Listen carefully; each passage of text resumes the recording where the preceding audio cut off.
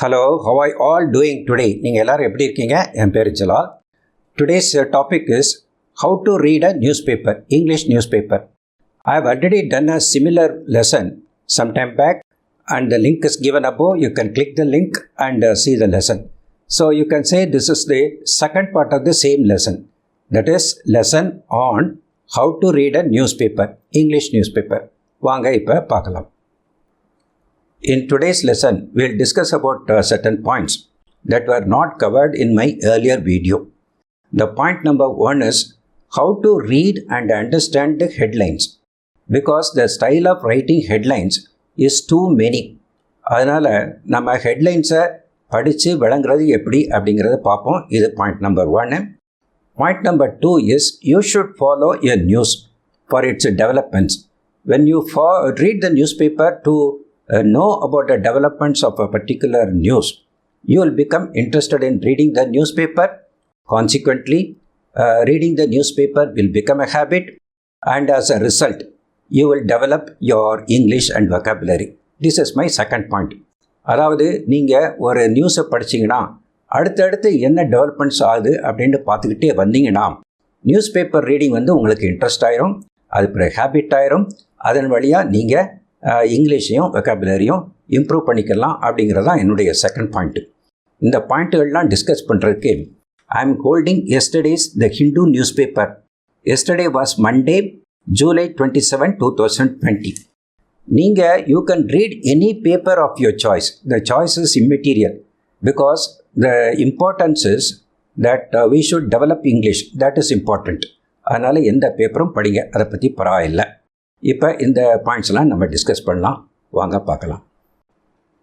Now we are going to see the style of writing the headlines. To report about a current event, the newspapers use present tense in the headlines. For example, in page number 1, the news is like this: 200 proposals from China wait for security clearance by MHA. MHA na Ministry of Home Affairs. அவங்ககிட்ட இருந்து security clearance கிடைக்கிறக்காண்டி 200 China proposals wait பண்ணுது. That wait is important. Wait is in present tense. 200 proposals wait. Second news: Gehlot sends governor new note for assembly session. Sends governor, அவர் அனுப்பினார். Sends is in present tense. These are all current events. Third news: Congress mounts social media campaign. மவுண்ட்ஸ்னால் அதிகப்படுத்துறது. To increase in heaps அப்படிங்கிறது தான் mounts. Congress mounts social media campaign. மவுண்ட்ஸுங்கிறது present டென்ஸில் இருக்குது. அதுக்கு பிறகு page number 4, PM interacts with Namakkal student. PM Namakkal ஸ்டூடெண்ட்டோட சம்பாஷணை பண்ணார், பேசினார், பேச்சு கொடுத்தாரு அப்படின்ட்டு. Interacts. That interacts is in present tense. These are all current events. இப்போ நடந்தது, அதை பற்றி பேசுகிறீங்க. அதுக்கப்புறம் to talk about the past event, this is how the news appears. For example, in page number 2, two held for cow slaughter in Uttankotai. Two held. Actually, the sentence should have been two were held for cow slaughter. அதுதான் correct sentence with grammar, correct grammar. 2 were held, 2 பேரை பிடிச்சிட்டாங்க அப்படிங்கிறது. So this is in passive voice. Reporting about a past event is in passive voice because the action is important. Who has done this is not important. அவங்களை பிடிச்சது யாரை? Police தான் பிடிச்சிருப்பாங்க. Police பிடிச்சிருப்பாங்க அப்படின்னு சொல்லலை. 2 held for cow slaughter அப்படின்னு சொல்கிறாங்க. அதில் அந்த வேர் அப்படிங்கிறது எடுத்துடுறது. அப்புறம் ஹெல்டுங்கிற பாஸ்ட் பார்ட்டிசிபிள் வேர்டு மட்டும்தான் இருக்குது. இப்படி தான் இருக்கும். அதாவது பாஸ்ட் ஈவெண்ட்டை பற்றி பேசுகிறது. One more example like this. Page 8, மோவோ is killed in encounter. The correct sentence when you write should have been like this: Maoist was killed in encounter. So who killed him? Maybe the police must have killed him. And the police who had done is not important. The action is important. Killing is important. And the killing கூட was killed ன்னு போடலை. அதுதான் correct grammar இருந்தால் கூட அந்த killed அப்படின்ட்டு past participle தான் use பண்ணுறாங்க. இப்படித்தான் இருப்பாங்க, எழுதுவாங்க. இப்போ நெக்ஸ்ட் சென்டென்ஸ் பாருங்கள், page 9. Over 14 lakh affected by Bihar floods. 14 lakh were affected போடணும், வேறு விட்டுட்டாங்க. affectedங்கிற past participle வேர்டு தான் கொடுத்துருக்காங்க. இப்படி தான் கொடுக்கணும். The past event reporting the past event will be in passive voice and the auxiliary verb like were, was and all அதெல்லாம் எடுத்துருவாங்க. எடுத்துட்டு அந்த past participle வேர்டை தான் போடுவாங்க. இப்படி தான் இருக்கும் past. So don't be confused. அதுக்கடுத்து to report about something in the future, அது வந்து ஸ்ட்ரெயிட்டாகவே இப்படி கூட இன்ஃபார்ம் பண்ணலாம், எப்படி போடலாம் எப்படின்னு பாருங்கள். Page number 1, CM will discuss lockdown measures with collector. It's a fairly simple because it's a future tense, will discuss அப்படின்னு இருக்குது. இப்போ இதை பாருங்கள், corporation to conduct training session for sanitary inspectors. இதில் வில் கிடையாது, பட் டு கண்டக்ட் அப்படின்னு இருக்கு. என்னன்னா, the corporation is going to conduct and the going to அப்படிங்கிறது எடுத்தாங்க. going to is also talking about the future only and the going to is removed. In the previous sentence will is clearly given. This is going to is and the to conduct ன்ட்டு ஒரு infinitive verb போட்டு, infinitive-னா to போட்டு ஒரு verb போடுறது. இதுமே it signifies, it talks about the future only. One more sentence, PM Modi, one more headlines, page number 10. PM Modi to inaugurate 3 COVID-19 testing facility. To inaugurate, இப்படி தான் வரும். So it is equal to will inaugurate அப்படின்னு வச்சுக்கலாம். அது பிறகு certain reports, certain reporting, the headline reporting will be without verb also like this. In page number 2, cracker units in wait and watch mode அப்படி கூட இருக்கலாம், கிராமரே இல்லாமல். இல்லாட்ட direct ஸ்பீச்சாகவும் இருக்கலாம். எப்படின்னா, exercise self restraint on social media says police commissioner. Police commissioner இப்படி சொன்னார். எப்படி சொன்னார்? Exercise self restraint. செல்ஃப் ரெஸ்ட்ரெயின்னா செல்ஃப் கண்ட்ரோலோட இருங்க, சோஷியல் மீடியாவில் கண்ட மாதிரி எழுதாதீங்க அப்படின்ட்டு சொல்கிறார். ஒரு வார்னிங் மாதிரி அட்வைஸ் பண்ணுறாரு. ஸோ அவர் சொன்ன மாதிரியே இங்கே ரிப்போர்ட் பண்ணுறாங்க. Exercise self restraint on social media இப்படி கூட வரலாம். சில இதில் கம்ப்ளீட் சென்டென்ஸாக கூட வரலாம். Page number 1, they are glad to have missed the train. This is a complete sentence with all the components of a sentence. Grammar இருக்குது, எல்லாமே இருக்குது. So they are glad to have missed the train அப்படின்ட்டு complete சென்டென்ஸாகவும் இருக்கலாம். இப்படி news பேப்பரில் வர்ற headlines வந்து current ஈவெண்ட்ஸை எழுதுறதுக்கு ஹெட்லைன்ஸில் வந்து ப்ரெசன்ட் டென்ஸ் யூஸ் பண்ணுறாங்க. பாஸ்ட் ஈவெண்ட்ஸை எழுதும்போது அந்த பாசிவ் வாய்ஸில் எழுதுகிறாங்க. அது பார்ட்டிசிபிள் வேர்டு மட்டும்தான் போடுறாங்க, பாஸ்ட் பார்ட்டிசிபிள் வேர்டு மட்டும்தான் போடுவாங்க. அதுக்கப்புறம் ஃப்யூச்சர் டென்ஸ் எழுதும்போது, அதாவது திங்ஸ் டு ஹேப்பன் அதை பற்றி ரிப்போர்ட் பண்ணும்போது வில் போட்டு போடுவாங்க, சாதாரணமாக போடுவாங்க. இல்லாட்ட டூ போட்டு infinitive, PM to inaugurate 3 COVID அப்படி போட்டு கூட பேசுவாங்க.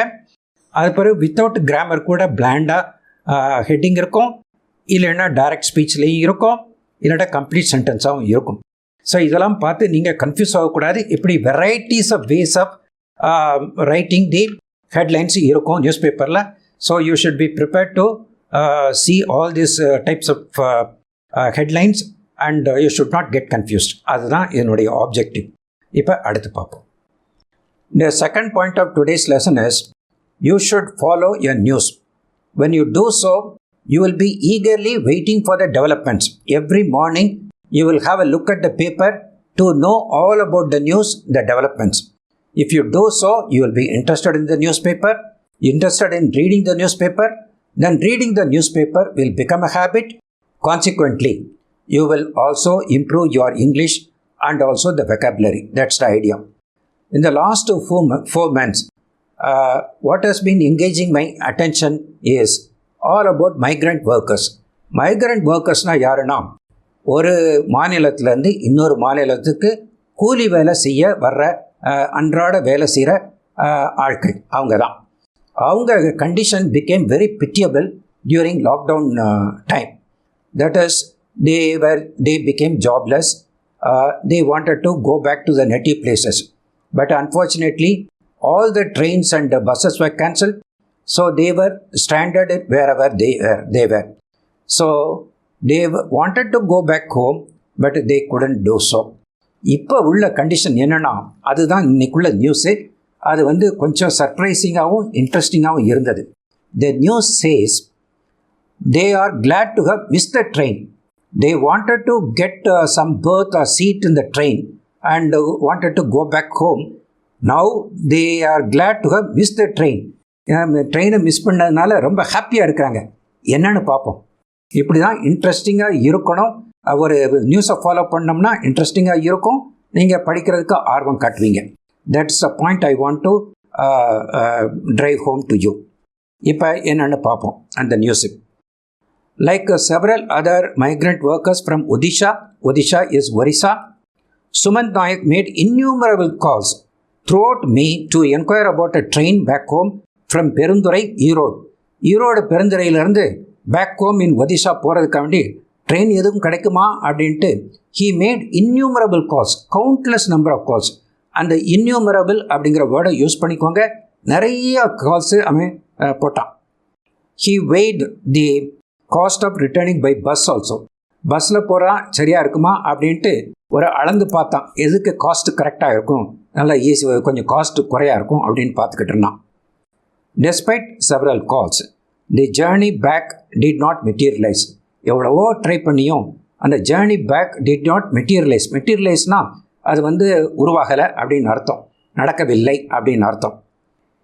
Now 2 months later, as the pandemic-induced lockdown has eased in Tamil Nadu, 30-year-old Nayak has little time to think of returning home as the spinning mills he works at is humming again. அதாவது இப்போ 2 மாதம் கழிச்சு நிலைமை என்னன்னா மாறிப்போச்சு. அந்த pandemic induced lockdown வந்து தமிழ்நாடை கொஞ்சம் ஈஸ் ஆயிடுச்சு, தளர்த்தி விட்டுட்டாங்க.